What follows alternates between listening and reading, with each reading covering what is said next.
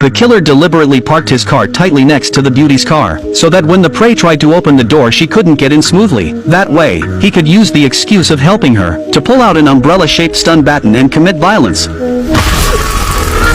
Once the target was completely unconscious, the man tied up her hands and feet tightly, planning to find a deserted place to slowly enjoy her. When Daisy woke up she realized she was already lying inside the man's car. Daisy tried to call the police with her watch, but unfortunately there was no signal at all in this mountain area. There is no red dot.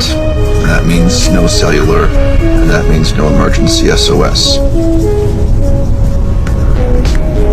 Daisy did not know why the man kidnapped her. At this moment she had only one thought, and that was to quickly think of a way to escape. Luckily she had slipped a knife into her pocket before leaving home. She carefully pulled out the knife, then seized the right moment, and forcefully cut open the zip ties. Then she suddenly stood up and lunged forward.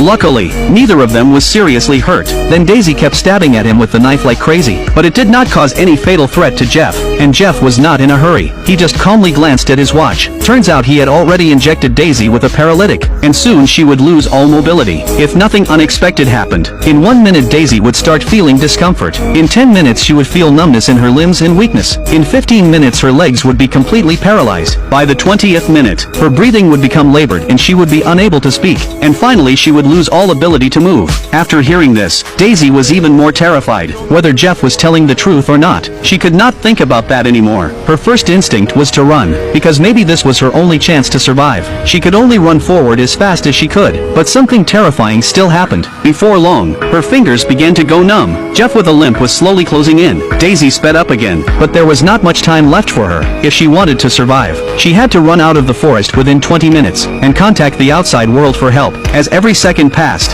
one of Daisy's legs was already completely numb, and Jeff was getting closer and closer. She could only hide under a tree hollow to avoid being tracked. But then another horrifying thing happened. Thousands of ants crawled out, and they began frantically biting her wounds. Daisy was in unbearable pain. Finally she could not hold it back and screamed. Daisy did not give up. Instead she dragged her heavy body and slowly rolled into the river. Jeff could only watch helplessly as his prey disappeared. Daisy kept drifting downstream. She held her breath and floated on the surface. After an unknown amount of time, she was lucky enough to be washed ashore. But unfortunately, she had less than 2 minutes left. Her breathing was already extremely difficult. When the 20-minute countdown ended, Daisy completely lost all movement. Fortunately Jeff did not catch up. Instead an old man with a white beard appeared. Seeing this the old man quickly stepped forward to check on her. But after a long time there was no response. When the old man turned Daisy over, he discovered something strange. Although Daisy could not move or speak, her brain seemed to be very clear, and she could still blink normally. Are you able to move at all? No. You can see, you can hear, can't move, can't talk, am I right? Are you hurt?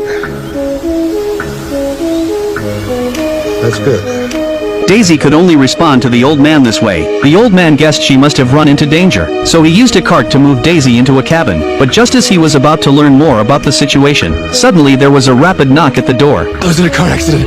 I can't find my wife. Whoa, slow down there. Take a breath. Have you seen her? She's